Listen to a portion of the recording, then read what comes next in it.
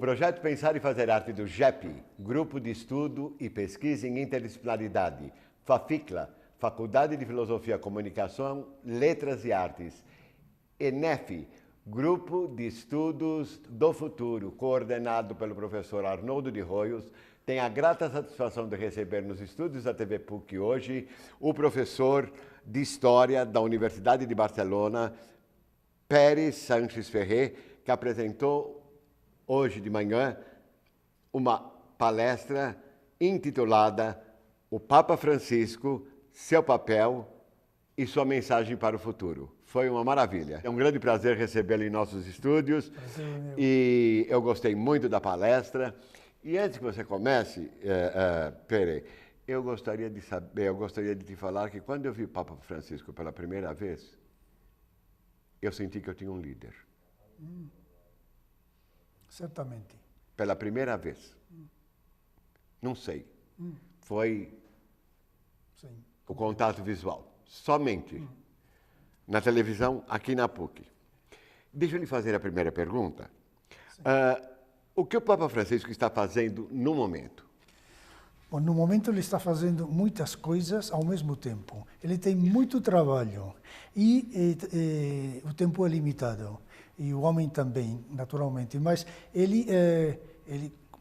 o seu projeto é um projeto de renovação, de regeneração da igreja, mas também das sociedades. Então, o que ele predica para fora, para o mundo, ele pretende começar aplicando na própria casa. Então, ele está limpando a casa. Que ótimo, né? Então, estava bem na hora, né? Bem na hora. Então, Ótimo. ele está reestruturando toda a estrutura essa de poder do Vaticano, que é um Estado, é uma monarquia eleitiva. Ele é o chefe de Estado e tem toda uma estrutura aí burocrática que ele está simplificando. E ele está fazendo coisas muito importantes, como, por exemplo, limpar a banca vaticana. A Banca Vaticana. A Banca Vaticana. Então, ele suprimiu 3.000 contas suspeitosas. 3.000 contas suspeitosas. Ele destituiu o presidente. Por quê? Porque ele estava aceitando dinheiro da máfia. E qual é a influência dessa ação para a Igreja Católica? Essa ação é importante porque a Igreja Católica deve predicar com exemplo sempre. Então, ele, como é um papa que rompe esquemas, ele não gosta das estruturas rígidas. Então, a ação como ele fala, a igreja dos pobres e para os pobres. É uma igreja que se tem que simplificar, que tem que estar focalizada a ajudar aqueles que precisam mais de ajuda. Então, isso é um dos eixos importantes da sua ação no mundo. E também que tem a repercussão interior na própria casa. É claro, para que ele também se sinta um pouco apoiado, né? Porque ele não gosta da suntuosidade, não gosta dessas demonstrações de riqueza, de poder. Então, o seu espírito é muito mais simples no sentido que ele é generoso, aberto, amoroso, mas ele tem autoridade. Exatamente. Ele manda muito. Exatamente. Ele sabe mandar. E ele sabe lidar com o poder. O que é que você acha do como ele lida com o poder? Eu creio que como ele inspira confiança. Então, de repente, os mandatários mundiais, os chefes de Estado, falam com ele e ele tem uma empatia, desenvolve uma empatia imediata com o outro, de forma que inspira confiança, então ele consegue coisas que outros não conseguem. E ele é um bom negociador. Ele é um bom gestor no Vaticano, um bom organizador, mas também ele é um bom negociador político. Então ele sabe como enfocar, como focalizar as coisas. Um exemplo que temos bem recente é o restabelecimento de relações dos Estados Unidos com a Cuba dos Castro. Então é ele quem propiciou, discretamente, claro, quem propiciou esse encontro. Finalmente, esse recomeço das relações. E que espécie de humanismo tem sido usado pelo Papa Francisco? Olha, o Papa, ele... Bom, é que é evidente que nós temos que mudar, que agora se fala tanto de mudar de paradigma, mas isso é uma palavra que é vazia, se você não propõe medidas concretas. Então, isso, metodologia para mudar, não só olha, as palavras. Precisamos um novo humanismo, que é um humanismo que quase tudo está inventado já, mas nós predicamos um humanismo que é de base espiritual, porque se não há um fundamento espiritual nesse humanismo, em que coisa se vai diferenciar do humanismo laico e ateu? Porque também há um humanismo laico e ateu. Então, o humanismo da Igreja, que predica o Papa, é um humanismo de base transcendente, imanente. Deus está em nós, Deus é o Criador, está em tudo e também em nós. E depois é um humanismo de justiça social. E são essas duas pernas essenciais. Depois tem outros elementos, mas essencialmente fundamentalmente são esses dois. É isso, é humanismo de base transcendente e justiça social. E você poderia explicar ao telespectador o que é a ciência sem consciência que você deixou ao auditório hoje, sim, assim, pasmo, quando você falou ciência sem consciência, porque aqui realmente é uma casa de ciências, né? A universidade claro, é produtora de ciência, mas cuidado que a ciência tem dois lados. Por favor. Como eu falei aí na minha palestra, a ciência, como o próprio ser humano, tem dois rostos. Tem um que é positivo, é evidente, que facilita a vida, que melhora a vida das pessoas, salva a vida, melhora em todos os aspectos. Mas depois tem outro. Quando essa ciência não está ao serviço do homem, então está ao serviço de grandes poderes econômicos opacos, normalmente. Grandes oligarquias que antes ainda eram mais opacas que agora. Então, o único objetivo desses grupos esses grandes poderes, que são os que governam economicamente o mundo. Então, se a economia, se a ciência, sobretudo a ciência, fica nas mãos desses grupos, qual é o seu objetivo? O lucro, ganhar dinheiro, ética? Não é ética, tem só um objetivo, que é ganhar o máximo de dinheiro no mínimo de tempo. Então, como o Papa diz na sua exortação Evangelii Gaudium, o homem tem um afã de cobiça e infinito. O ser humano é um ser finito com desejos infinitos. Isso foi muito bonito também. O ser humano é um ser finito com desejos infinitos. Então, os média que estão ao serviço dos grandes poderes econômicos, eles favorecem essa cobiça e esses desejos insaciáveis. Sempre outra coisa. Então, estão fomentando uma civilização do imediatismo, do consumismo, utilitarismo, da superficialidade e da destruição do mundo natural. Porque o que nós consumimos no mundo em um ano, a natureza demora 1 milhão de anos para produzi-lo. As matérias-primas que precisamos em um ano. Então, é impossível, é insustentável. Mas eles não importa. Não importa, porque o importante é só o lucro, nada mais. É muito duro, porque são pessoas, claro. Mas é um setor que não tem ética, que não é a maioria, mas, claro, é uma minoria muito qualificada. E muito poderosa. É muito poderosa. E muito poderosa. E aí está o problema. Que acaba por danificar as outras também. Então, eles convertem a ciência sem consciência. Sim. Porque quando a ciência está ao serviço do homem e não do dinheiro, então essa ciência tem consciência. Essa ciência sabe que tem limites, que não tudo deve ser permitido. Como diz São Paulo, na 1 de Coríntios, tudo me é permitido, mas não tudo me convém. Exatamente. Isso é uma E beleza. Essa foi outra frase já faz 2000 que a anos. audiência adorou. Não é? Tudo me é permitido, mas Não tudo me convém. não tudo me convém. Tudo me convém. Porque é perigoso. O homem tem um anjo e uma besta dentro. Então, se você alimenta somente a parte animal, a parte besta da cobiça, do individualismo, a parte mais baixa, dos instintos mais baixos, menos humanos na realidade, então vira, uma parte da realidade que temos é produto disso. Claro. Na interdisciplinaridade, nós chamamos isso de pontos de luz e pontos de sombra. É isso.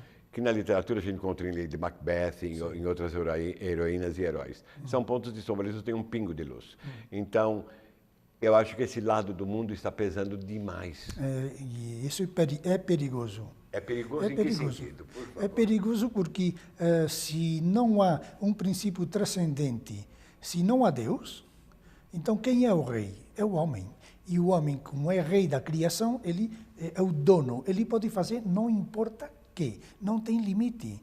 Ele decide, não importa que, porque como não tem que ser responsável perante ninguém que não seja ele mesmo, seu grupo, enfim. Então isso é perigoso.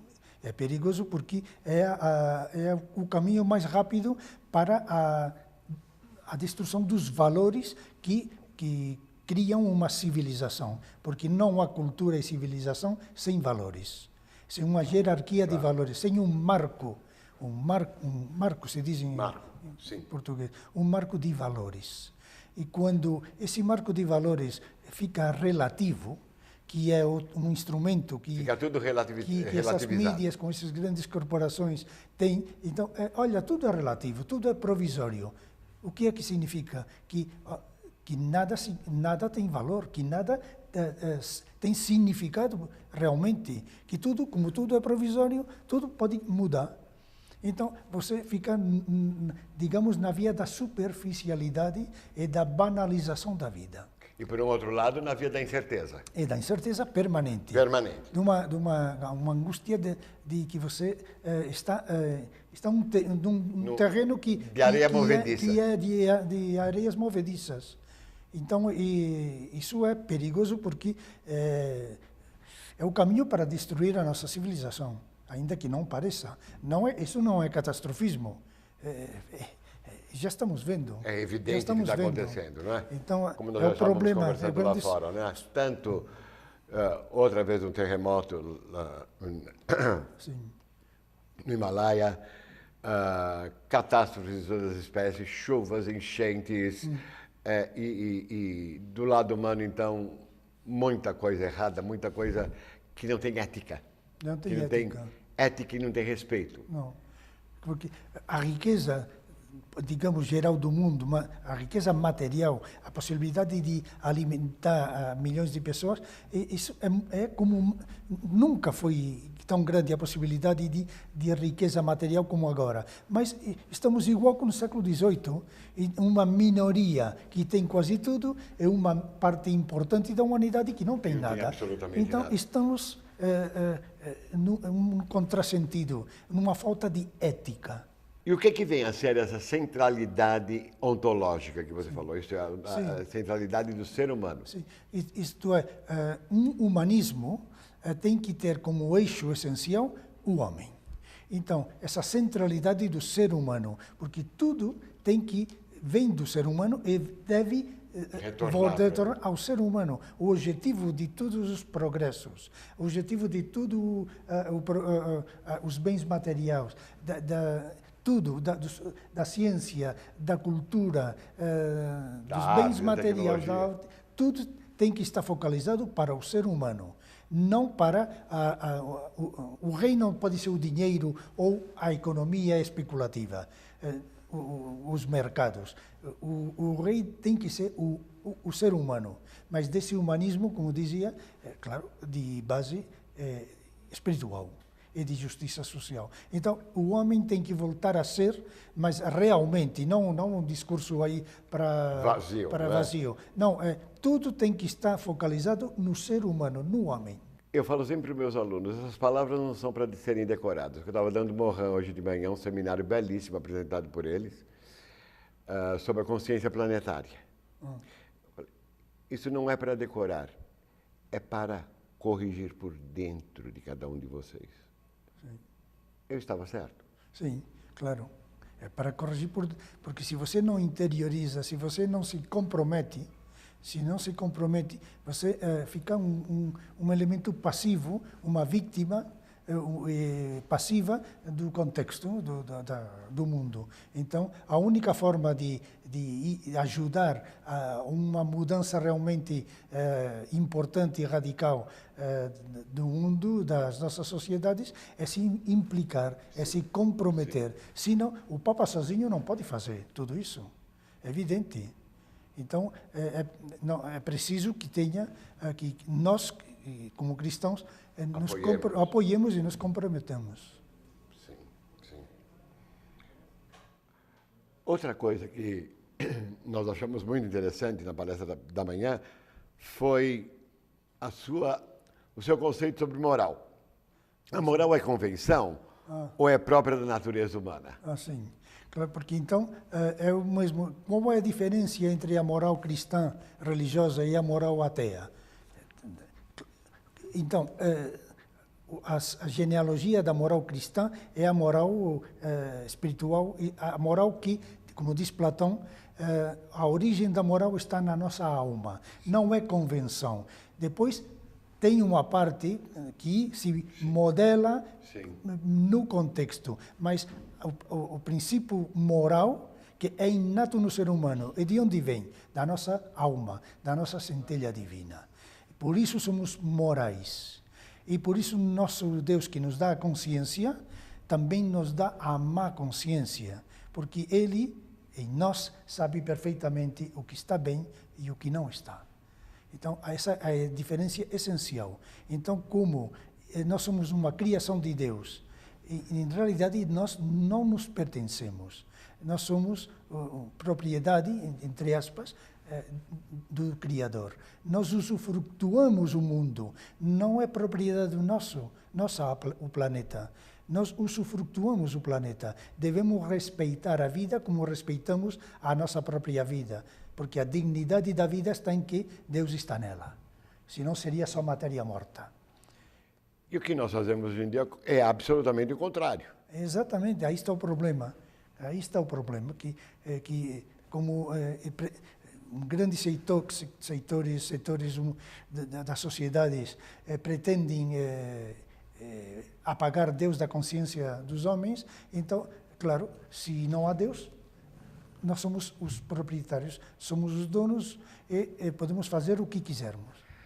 Ligando a ética que o Papa Francisco espalha pelo mundo, as lições realmente que ele usa para a nossa modificação e a própria ação dele junto a todos esses grupos, mais esses elementos éticos, eu gostaria de perguntar para você como você vê as nossas projeções futuras.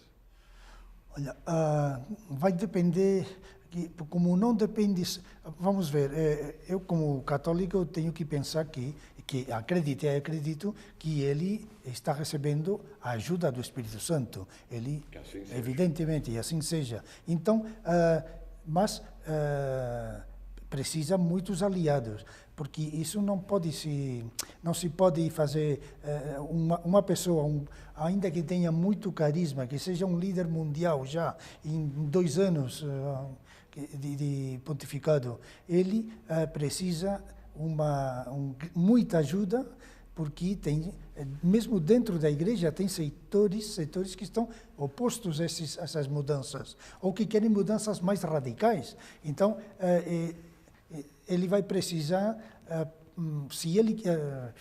para conseguir esse novo paradigma, porque finalmente é isso, uma nova sociedade, uma nova ética das relações sociais, individuais, da economia, da ciência, então, ele precisa muitos apoios. muitos apoios do mundo intelectual, do mundo econômico e do mundo político, muito importante, porque já sabemos que quem governa realmente o mundo não são os políticos. São as grandes corporações, os grandes poderes econômicos. Tanto é que não há democracia, não é? Então, Segundo Chomsky, por exemplo, não há democracia. É uma democracia Oligárquica, ele chama de poliarchy. Sim, é uma forma de disfarçar na realidade o político que é corrupto já é evidente que está ao serviço dos piores. Mas, aqui você em todo aqui mundo nós não precisamos, sim. Mas aqui a corja corja da corrupção é imensa. Sim. Mas olha como o Papa ele faz um grande elogio da política, porque a política é um serviço à sociedade, um serviço ao país e à humanidade, é uma ação filantrópica. Quando o político é honrado e quando ele pode realmente governar. E aí está o problema. Então, que eles têm as mãos, a sua ação é limitada. É limitada. Mesmo que seja o presidente dos Estados Unidos ou da Alemanha, a Merkel, a sua ação, tristemente, é limitada. Então, aí, ele precisa o apoio político. Um apoio político e eu acho que também a educação pode contribuir muitíssimo para isso. A educação como organismo escola, com E maiúsculo, não é? Educando o pensamento. Claro. Mas a educação, isso já é a meio prazo e longo prazo. Não é, o problema é muito imediato agora. Não podemos seguir assim. Qual seria esse problema imediato? O imediato é que vamos chegar a um colapso.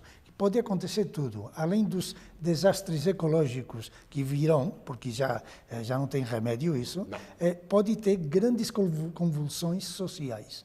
E como dizia um político espanhol, é melhor a injustiça que o desordem, porque o desordem é a pior das injustiças.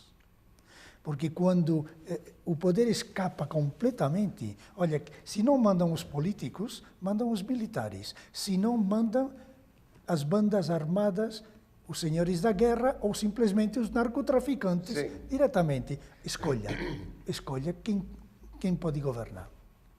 Então, aí está enfim, isso é imediato, isso não é... Então, devemos mudar rapidamente de paradigma, como se diz, porque o perigo não se pode continuar assim. Iminente, e eles sabem que é perigoso. Enfim, a campanha mundial, esse esforço mundial para limpar a política dos corruptos contra a corrupção, que é um programa universal que começou ao mesmo tempo no Brasil, Estados Unidos, na Alemanha, na Itália, na Espanha, em toda parte, é para começar a recuperar o poder da política. Isto poder na política, expulsar do jeito que você falou, para o cidadão. Para o cidadão. Para que ela se torne realmente um instrumento de diálogo entre cidadão e os governados. E os governantes. E o povo. Então, a transparência absoluta é um caminho para que o poder político possa ser realmente exercer o poder. E aí, como o combate ético, que é essencial, claro. A ética na economia, nos mercados, mas tudo isso se está tentando fazer porque isso é urgente. Claro, uma educação em novos valores, isso é uma coisa que já começou, mas que vai demorar. São décadas. São décadas, sim. Eu acho que também há coisas para ser feitas logo. Dá para ser feita. Dá para serem feitas logo, mas isso seria uma outra entrevista.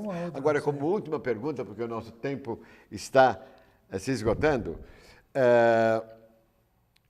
dispersão total leva à dissolução. Não é que eu acho que vai fechar bem a nossa entrevista. O que você quis dizer realmente com isso? retomando o que falava antes, dessa relativização dos valores e da moral, olha, as mídias, que são propriedade dos grandes poderes econômicos, e são aliados, então eles explicam à população que tudo é relativo, que a moral é esta, mas pode ser outra. Agora vamos acreditar nesta coisa, mas é provisório. E, ao mesmo tempo, eles estão alimentando permanentemente a cobiça humana e esse desejo insaciável de possuir coisas, de ter coisas, não de ser, mas de ter. Então, ter, não ser. Então, isso provoca uma dispersão. E a mesma cultura audiovisual, o PlayStation e todas esse mundo que os meninos eles dominam, então isso provoca dispersão. Então temos uma dispersão e uma relativização dos valores, uma dispersão de desejos e uma dispersão emocional, unido à falta de compromisso. Todo mundo quer ter todos os direitos, mas deveres e responsabilidade poucas. Então, isso vai gerando um estado de provisionalidade, onde tudo pode ser, não é, tudo pode mudar, família é qualquer associação de pessoas, agora um valor é posto em dúvida, o outro também. Isso vai provocando uma dispersão, além da nossa própria cultura, que provoca dispersão, até dispersão visual, dispersão emocional, dispersão auditiva, dispersão intelectual. E isso leva à dissolução. Perry, eu gostaria de agradecer muitíssimo a sua presença e muito obrigado pela conferência hoje de manhã e pela entrevista concedida ao GEP, ao NEF, ao Pensar e Fazer Arte. E quando você voltará? Se Deus quiser, é mês de novembro. Ótimo. Então, espero poder gravar uma outra com você sobre o novo tema que você desenvolverá aqui conosco. E eu gostaria de agradecer ao telespectador pela sua audiência. Muito obrigado. Muito obrigado, muito obrigado.